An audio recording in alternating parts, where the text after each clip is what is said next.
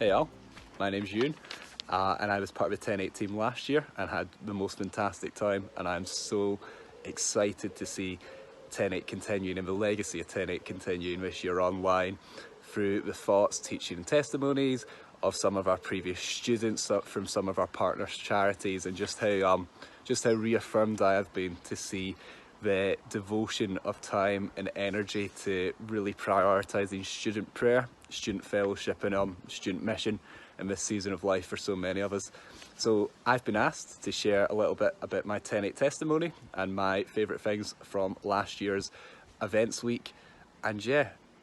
let's start at the beginning. So it all started when I was asked to lead the tribe team alongside Zara and the tribe leaders Sam and Alex. So tribe is it was a student prayer gathering with a real focus on missional prayer and praying and considering prayerfully student campuses, the relationship between students, seeing God's kingdom built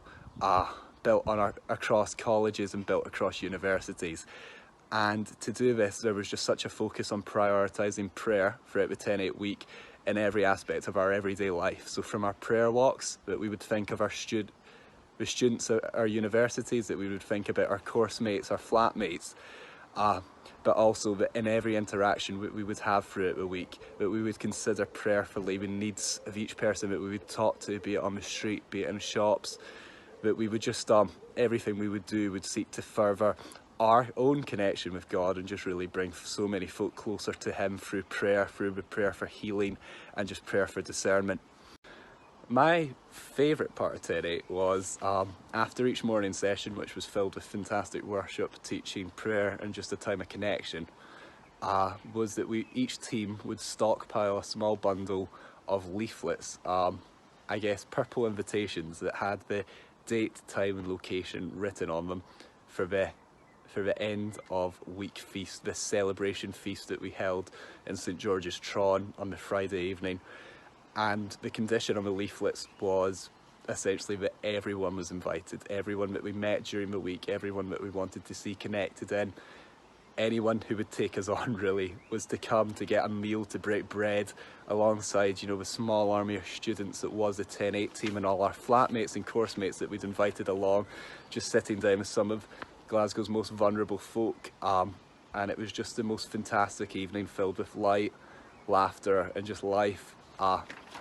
And I know that as part of the tribe team that gathered food donations for the feast and spent a lot of time in prep work, just how generous the people of Glasgow were, how generous local businesses were and local companies were just in donating folk, not only to students but to some of donating food not only to students but to some of Glasgow's most vulnerable people, and just the real impact that night made, not only in terms of feeding, but really in terms of bringing connection and just bringing a degree of clarity to so many of the students who were involved in the week, and just really opening their eyes up to where God's kingdom is still getting built and where we need to do better as students and be more conscious and consider prayerfully some of the issues that still are just really deeply ingrained in our society and in our city. So yeah, I'll leave you there.